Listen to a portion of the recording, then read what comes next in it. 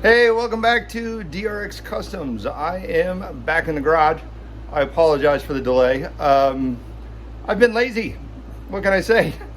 It's sometimes these projects just drag out, and right now it's summer in Arizona, so it's really hot out here. I've got two air conditioning units blowing and a fan, and I'm still sweating. Anyway, I just want to give you a quick update on this one. I didn't video anything because I've been doing a lot of grinding, cutting, welding. It's just kind of boring, I think. So I had to move. Last few days I've been moving pretty fast on this thing. The last video was the rear seat, and I hated it. So I took it off and threw it in the trash.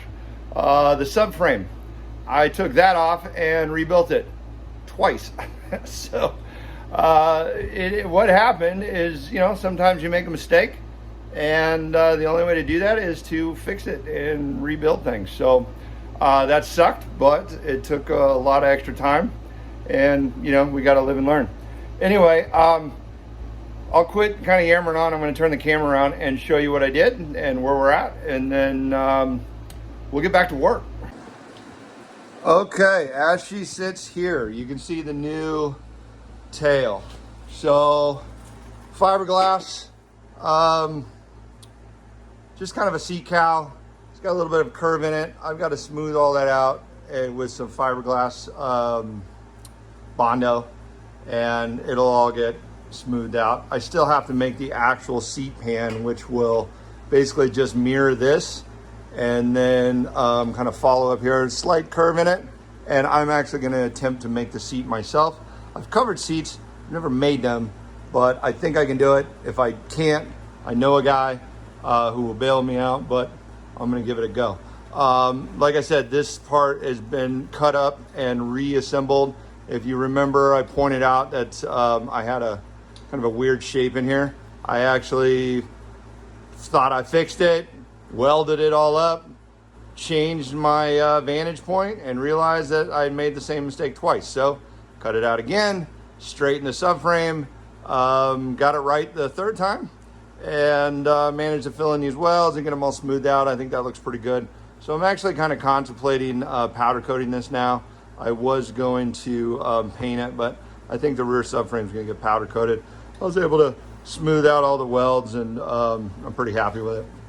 I also redid the underpart with 22 gauge steel. I still have to smooth those welds. If I can manage to smooth those out where it doesn't look bad, I will powder coat it. So where we sit right now, I still have to do a whole bunch of welding down here and just finish up this part of the project, mount the rear sets, and get this thing kind of going from that perspective.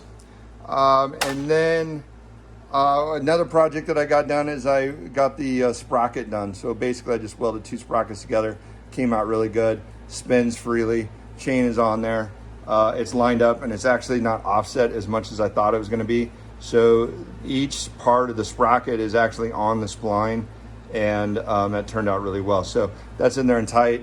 Sorry I didn't show you how I did that, but I just was trying to knock out a whole bunch of work. So anyways, that part's done. It's adjusted. This is the old chain. I've got a new one in a box, so I'm not going to bother to put that on until I test ride it. I think that's all I'm going to kind of point out today. This video's kind of gone on long enough, but bike is looking good as she sits there. I'm excited about it. It's getting close. So thanks for watching this one. Like, subscribe, and I will see you on the next one. Have a great week. I got to get back to work.